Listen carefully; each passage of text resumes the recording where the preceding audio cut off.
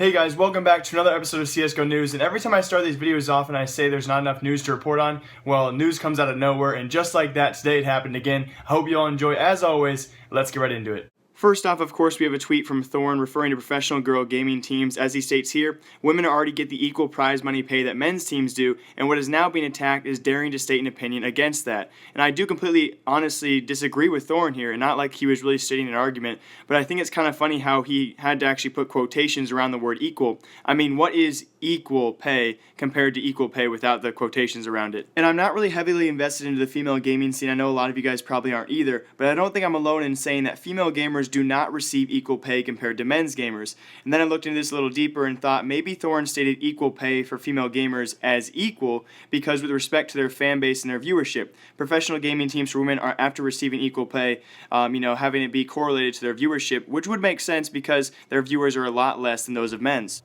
So for those of you who missed those past few pictures I just talked over, I want to go over those right now. In reference to the Copenhagen Games Tournament 2016 that happened this past weekend for CSGO, there were actually completely separate tournaments, one for the open professional CSGO teams, which all of us know there are no professional girl gamers on any of these top tier teams yet. Once we do find that first gamer, they might break into the game like no other, and we'll definitely be covering that news. But as of right now, we all know the top tier CSGO teams are all composed of men. So they had a completely separate tournament for those men teams, and then a completely separate tournament for an all-women's CSGO tournament. And CLG Red specifically, the team I targeted, because I do follow them on Twitter, they actually placed second at that tournament, second overall, and they took home 1,700 euros, which equates to around $1,900 for the whole team. I know you're thinking, wow, that's kind of a low payout for second place in a tournament, which it is, because you compare that to EFRAG, coincidentally in the men's, the open professional tournament. I'm going to prefer them as the actual men's team because, it's kind of weird to separate men and women, but as of right now, professional CSGO, they're all composed of all men. So in that open league, EFRAG is the coinciding team that also took second place in that tournament, and they took home 8,000 euros. That's over 4 times the amount that CLG Red, the women's team, took home in the same tournament and same placing. So pretty crazy to see that distinction there. For those of you who actually think, I know a lot of you probably didn't think that, but there's definitely not equal pay for women's gaming and men's gaming for CSGO as of this point in time. And referring back to Thorin's tweet when he said women do get equal pay as it is, and the only fights that break out is when we state an opinion against that, well, I think he actually meant equal pay as in the fact that their fan base and their viewership is so much lower than men's that their payouts are actually quite good. And I think that's what Thorin meant. We all know he's a smart guy. He can get a little brash sometimes on Twitter, but I think that's what he was probably meaning, was that their viewership and their fan base is so much lower than men's that the money they do get paid is well worth comparatively to what they get versus the men's side of it. Then we had Thorin in other news calling out Team Envyus and MBK and specifically as to why they've been sucking lately.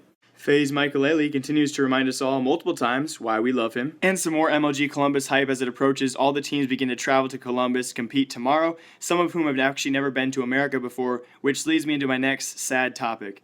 One of NIP's recent add-ons, Pyth, can actually not make it to the tournament MLG Columbus. He is actually from Sweden, and apparently there's been some visa issues, not only with him, but some girlfriends also in Sweden and over in Europe can't actually acquire visas to get over here on time. Now, he will be joining the tournament hopefully later if he actually gets a visa on time. Until then, apparently if Valve approves it, they'll be approving NIP to actually have their coach, Threat, who actually practices with the team, of course. Again, that's going to be a huge hurt for them, but Threat is apparently going to be stepping in for NIP and playing until Pyth can actually arrive on time, which is crazy. So there's been a ton of discussion on this, and again, it just came out. I had this video finished, and then all these tweets erupted out of nowhere, and the big discussion is this. Obviously, Threat is a past CSGO 1.6 player, and he was pretty good back in the day, and he sees the team practice every day, so the big problem is not him playing with the team. Obviously, they're probably better with Pyth. The main problem is they can't sub Threat in and then have Pyth show up later and play. You can't play a different substitute. Now, that's kind of weird how subs work, but apparently there's a big rule with Valve, is that once a player plays the first game in a tournament, they can't play out of that group stage no matter what. So they're going to try and get Valve to budge on this. If not, Threat looks like he's going to be playing all the way through the tournament if NIP actually makes it through group stage. And then if Pyth shows up, he'll take Threat's role maybe as coach, or he'll have to watch, which must be the most painful thing in the world. Preparing for the biggest LAN tournament of the year, most likely, a $1 million prize pool, and you can't even play because of a visa. It sucks to hear that. In FNATIC news, the team is feeling better than ever according to JW and Flusha, as well as Olaf continue his sponsored gambling spree while on the plane to Columbus. This guy is crazy. And that is all I have for you guys in today's CSGO news. Now, MLG Columbus is occurring tomorrow, so I'm going to have a lot of news the next week or so and a lot of new videos coming out CSGO-wise. As always, leave a comment down below how I can improve this series, any questions you guys have for me. Also, my Twitter is down below as well. If you guys see any big news I should tweet about or actually report about myself. As always, live, love, laugh a lot. Remember, I like you. I'll see y'all next time. And a big announcement as well. I have a video coming out about a rant I'm going to be doing against a specific CSGO YouTuber. I don't know if it's a good idea to do this, but we're going to do it anyway, and I thought I'd let you guys all know. As always, live, love, laugh a lot. Remember, I like you. I'll see you next time. Goodbye. Yeah.